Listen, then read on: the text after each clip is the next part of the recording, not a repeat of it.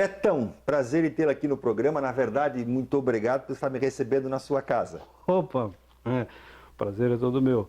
Sérgio, um grande amigo de tantos anos, né, cara? Trabalhamos juntos muitos anos, TV, rádio. Uns 40 anos atrás, 45 por anos aí, atrás. né? Por aí. Foi bastante. Foi nessa época aí que a gente conheceu. Conheci você antes da TV, né? Conheci você numa loja que vendia som no Foto York. Não, na Ótica Boa Vista. Ótica Boa Vista, com a Crista, né? Isso mesmo. E o nome do pai dela era o seu... Eu não lembro o nome do pai, né? Mas um camarada Já vou lembrar. muito legal. É. Sabe o que eu me lembro daquela época? De um Pro 1200 com aqueles VU azul, cara. Quando eu vi aquilo, eu pirei, cara. Eu pirei, que era bonito. Aliás, tu tens uma coleção de equipamentos da época maravilhosa, né, Betão? Porque aqui eu vejo a linha top da Gradiente, você tem a Quasar, você tem a linha Kai. Você foi acumulando isso ao longo do tempo? Isso aí foi... Vamos juntando, né? O que deu. Um gravador de rolo Akai, que esse gravador, aliás, eu gravei muitos programas na rádio com ele, né? Era uma das minhas ferramentas de trabalho, hoje está aí. Um DD1 Gradiente também, um pré-power, tuner, crossover eletrônico, power, 2 Akai, uma câmera de eco. Hoje tem como avaliar isso daqui, Betão? Tem como você ter ideia de quanto que vale isso? Tem uma ideia, né? Hoje o som vintage ele está muito caro, né? Isso. Os originais. Esses equipamentos aqui, eu consegui eles 0 quilômetros. Eles nunca foram abertos. Eu, depois aqui, abri e fui restaurando algumas coisas. Os capacitores eletrolíticos que você tem que trocar, etc., né? Eles ficam velhos, né? Alguns vazam, outros secam, né? E aí a gente vai mudando um pouco da coisa. Mas valor de mercado hoje é complicado se achar. É complicado se achar. Quando se acha, por exemplo, vou te dar uma linha, um gravador de rolo hoje daquele ali, usado naquele estado que está ali, não está restaurado, aquele ali está 100% original. Hoje você vai pagar em média uns 5 mil reais, um gravador desse aí. Um power daquele ali, um gradiente daquele, esse ali, uns 3 a 4 mil reais, mais ou menos. E assim, não no estado que está esse aí. Agora eu vou fazer uma outra mudança no tempo, né? Você não começou com eletrônica na tua vida? Sim, foi com eletrônica. Você já iniciou com eletrônica. Profissionalmente, menino já começou a mexer com eletrônica, ferro de solda? Há muitos anos atrás, a minha mãe ia na igreja na Assembleia de Deus. Isso eu devia ter uns 5 anos, 6 anos. E eu lembro que eu ia lá e vinha uma banda de Curitiba. E os caras tinham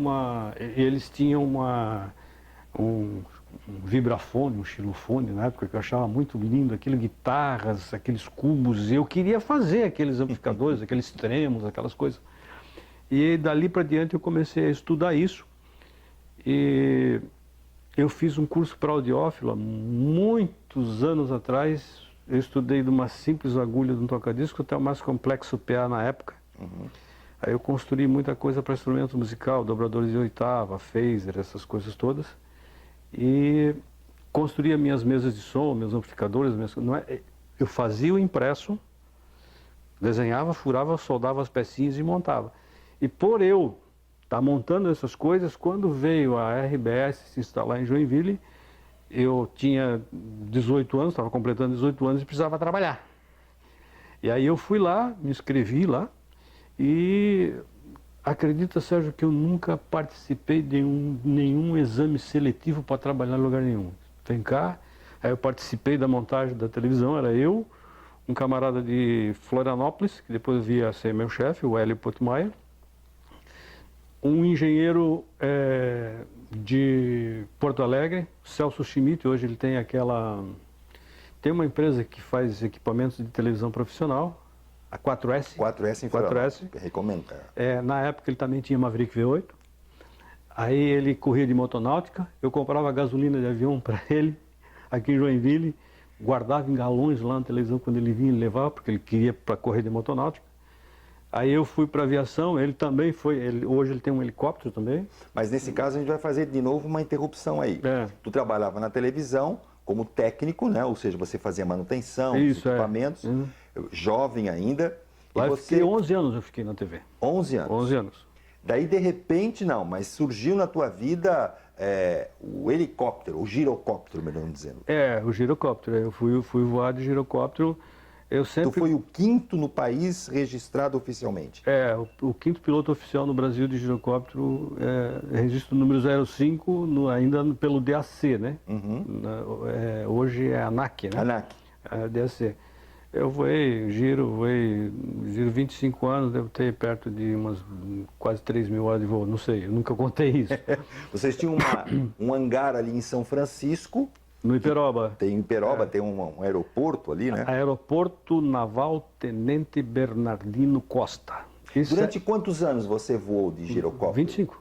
25 anos. 25 anos. Mas isso não era uma profissão, isso era não, o teu é hobby. lazer. É aerodesportivo, né, que a gente chama.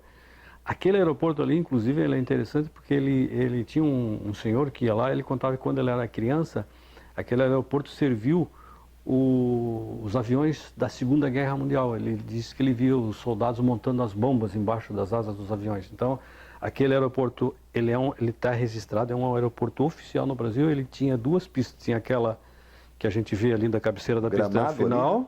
E tinha uma outra na transversal que saía lá na Praia Grande. Hoje está lá o aeroporto, ainda existe, né? Mas aí a minha história era essa. E aí o girocóptero, você trabalhava como técnico em eletrônica e final de semana você então ia voar. E aí você me dizia antes que tem passagens muito bonitas com o girocóptero, mas também tem passagens complicadas. Você teve pane lá em cima. Algumas. Algumas. Hoje, eu diria hoje que o girocóptero, na minha concepção de aviação, que tu vai para aviação, você conhece muitas coisas. Por exemplo, hoje eu diria que o girocóptero é uma das aeronaves mais seguras do mundo para você voar.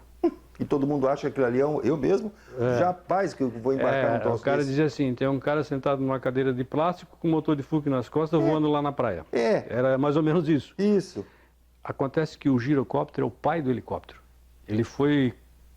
quem montou o giro, quem inventou o giro foi um cara chamado Juan de la Sierra, em 1926, um espanhol. Em 1936, 10 anos depois, o Sikorsky, que é um russo, aí ele resolveu fazer com que aquelas hélices, o rotor de cima, ou a hélice tivesse principal, movimento, tivesse passos. Aí ele construiu o cíclico ou o coletivo, como queira, e aí ele construiu o helicóptero. O girocóptero antigamente não tinha motor. Ele era uma aeronave extremamente segura, porque lá em cima tem, hoje ainda é seguro que ele tem 2 rolamentos, ele voa com vento, é um vento à vela. No início os caras, na Primeira Guerra, eles conseguiram muito sucesso, porque era uma aeronave de alta manobrabilidade, voa em qualquer situação climática, e eles tinham, alguns eram pendurados embaixo dos dirigíveis, e chegavam lá, eles soltavam os giros, e aí eles tinham um sucesso muito grande pela manobrabilidade. Dirigíveis que ele fala são aqueles balões, né, em forma de charuto, isso. Zeppelin. O Zeppelin, exatamente. E em alguns casos também eles usavam, ao invés de rodas, esquis carregados de bomba, eles desciam os Alpes na neve e ali eles conseguiam embalar o rotor e ir lá e bombardeavam os caras. Não fazia barulho e às vezes num resgate, e às vezes não muito certo, eles conseguiam resgatar o piloto quando eles não eram abatidos pelo caminho. E nesse troço você disse que é seguro barbaridade, né? Ou seja, uma coisa que foi inventada em 1920 e pouco, que tu voava com motor de Fusca num banco de plástico. E é o mais seguro que existe. É o mais seguro que tu garante isso? Sim, eu garanto isso. Porque você não depende do motor para voar. Esse é o detalhe. O motor, na verdade, ele te dá você decola com ele empurra, né? Ele empurra e você tem um rotor sempre atacado, aquilo vai chegando a uma certa velocidade, o rotor, e você decola com ele. O helicóptero, quando para o motor do helicóptero, eles fazem o que a gente chama de alta rotação.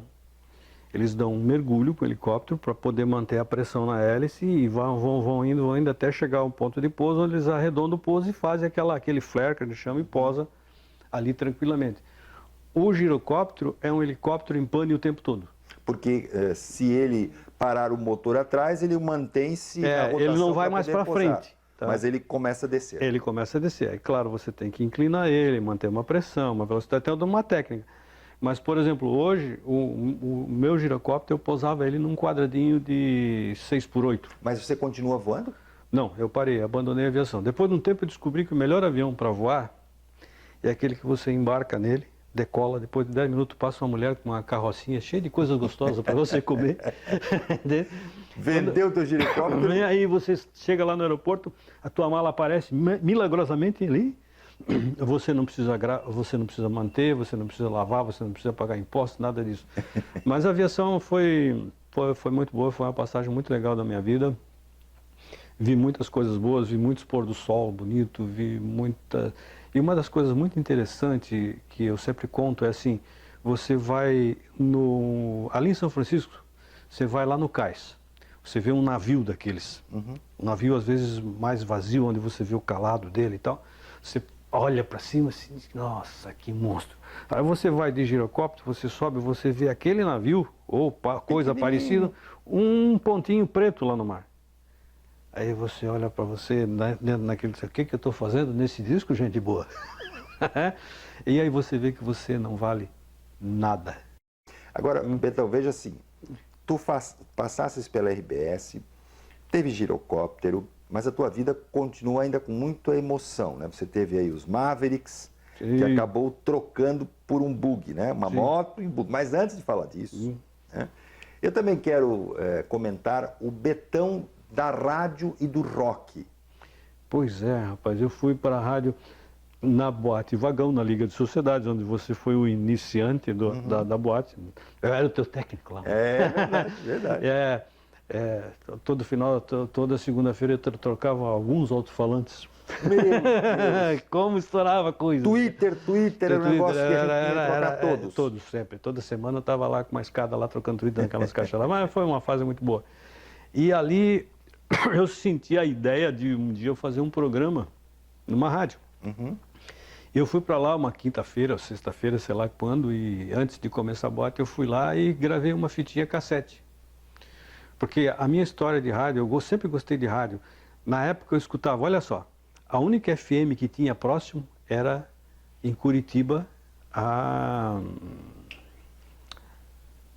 Antena 1 não, a Transamérica? Transamérica de Curitiba. Depois eu escutava Transamérica de Curitiba à tarde, FM.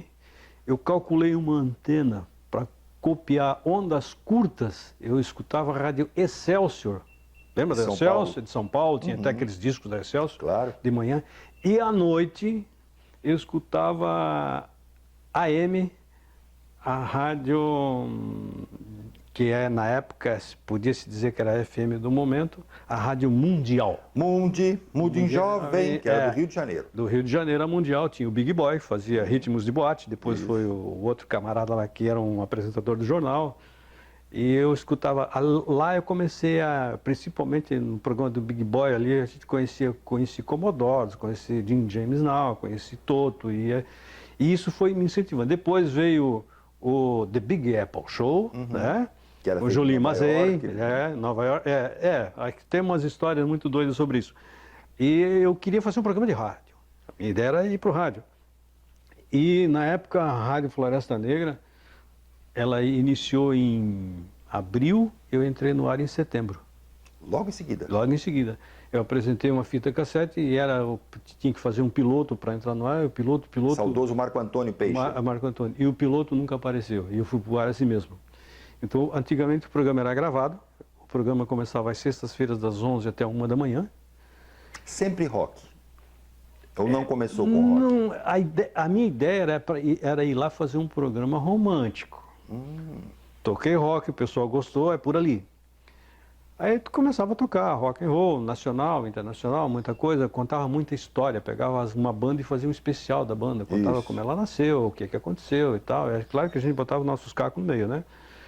E dali para diante, então, eu entendi que era um caminho que não existia em outras rádios. Todo mundo fazia igual, e quem gostava de rock... Mas você não ganhava dinheiro com isso? Você fazia como hobby? Como hobby, sim. Aí depois a rádio entrou ao vivo, eu fui o primeiro locutor ao vivo da rádio, o primeiro programa ao vivo da 103 que eu fiz, e ali eu fiquei por 36 anos na rádio. Foi o programa de maior vida que nós temos na história do Rádio de Santa Catarina. Eu acho que do Brasil. Aí, Betão, veio essa outra fase tua, que veio agora sim, a gente vai entrar no teu carro, no bug, né? Ah, sim. Aí eu comprei, no meio do rock and roll, eu comprei um bug que foi dos Mutantes, da Rita Lee, né? Uhum. E aí, esse bug era o meu carro do dia a dia. Eu fiquei com ele, eu tenho ele até hoje, eu tenho ele há 32 anos. O meu carro foi uma época que era o meu carro que eu ia no supermercado, ia no cinema, eu viajava com ele, eu só usava ele, né? Era um carro que era um grande barato para andar com aquele carro na rua. Né? A gente vai ver agora um vídeo, né, que a Rede Globo exibiu, um programa Autosport, pelo menos uns 12 anos atrás. Por aí, 12, 14 anos atrás. Por aí. A gente vai ter uns takezinhos para entender a história deste bug, né, que ele está falando.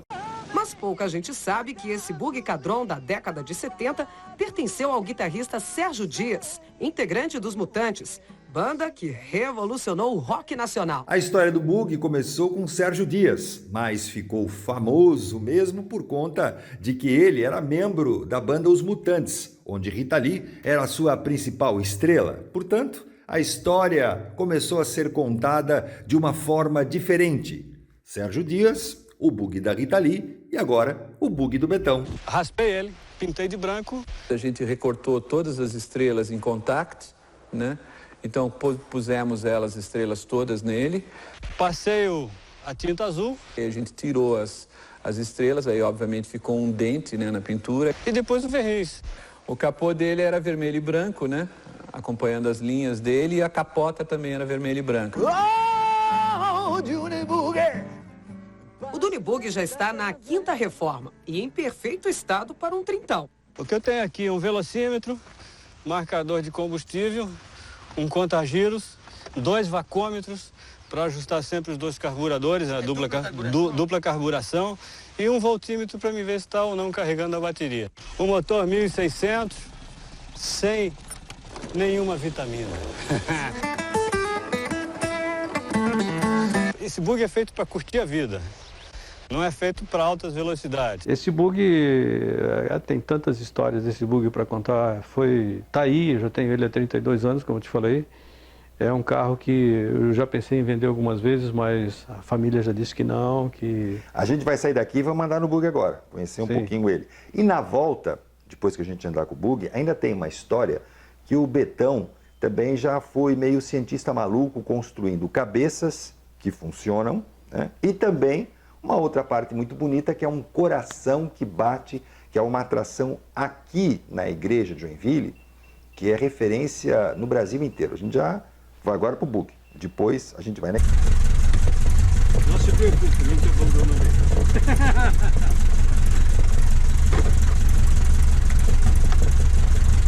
Não tem problema que o airbag eu revisei semana passada.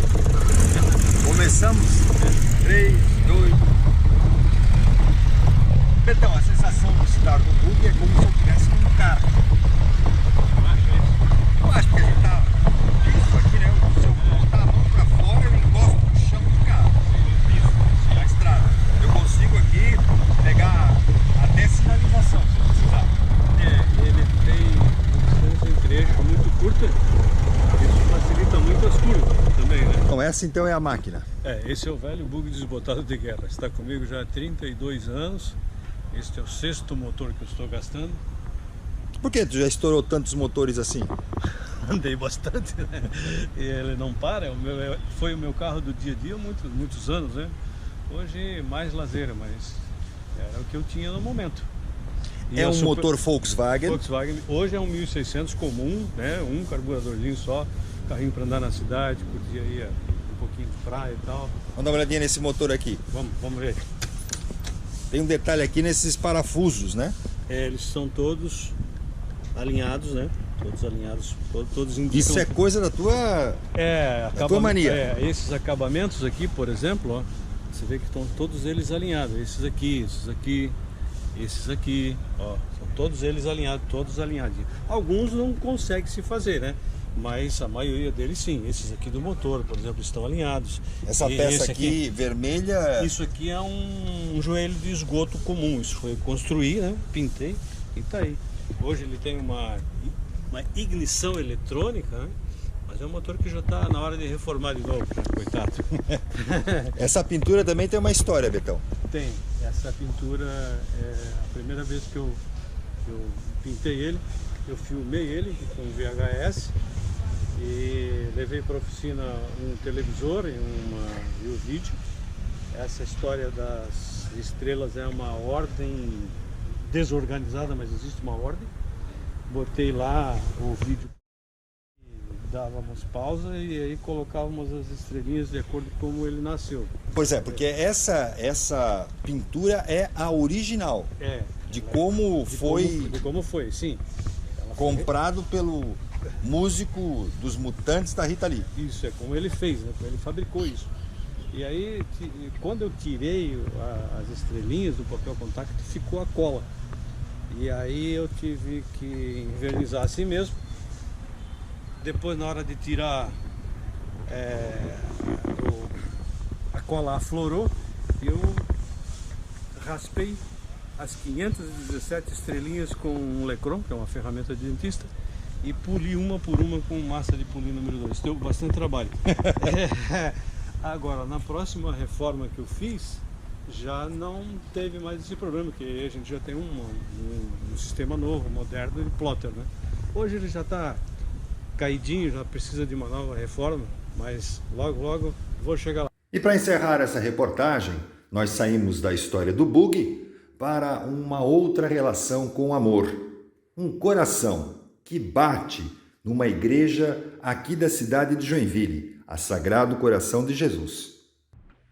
Mas o Betão não é só rock and roll, não é só bug, não é esse girocóptero. Você também tem uma história aqui na igreja, Betão. Qual é? Nós construímos esse coração que está batendo aí há 22 anos, nunca parou. Um projeto que foi nos consultado para fazer. É um coração que ele é fundido em latão, pesa 90 quilos, dentro está o sacrário e existe uma parte elétrica e eletrônica. A parte eletrônica é constituída de um amplificador com 500 watts de RMS e duas caixas de super graves com alto-falantes de 15 polegadas. E não dá para se ver absolutamente nada, só se sentir. Só sentir a vibração. Na verdade, como ela é uma frequência muito baixa, na faixa aí dos 10 Hz, o que você escuta é os harmônicos gerados pelo cone do alto-falante, não a frequência, né? Impossível, né? E tá aí esse coração, fizemos mais 2 desses, um que está em Governador Valadares, na Minas Gerais, e um em Frederico Westphalen, uma cidadezinha de divide Santa Catarina e Rio Grande do Sul. Lá, porém, o coração ele é menor, não tem o sacrário dentro, mas a parte elétrica, eletrônica é tudo igual. Qualquer outro lugar do mundo você não conhece algo parecido? Não. Esse coração, inclusive, quando foi inaugurado, a igreja não fechou. Ela passou a noite, pessoas indo ali, colocando a mão no coração, sentindo a vibração, se emocionando. E essa visitação permaneceu por mais ou menos uns 4 a 5 anos, vindo pessoas de todos os lugares do Brasil e países vizinhos para visitar essa obra aí. Valeu, Betão. Obrigado.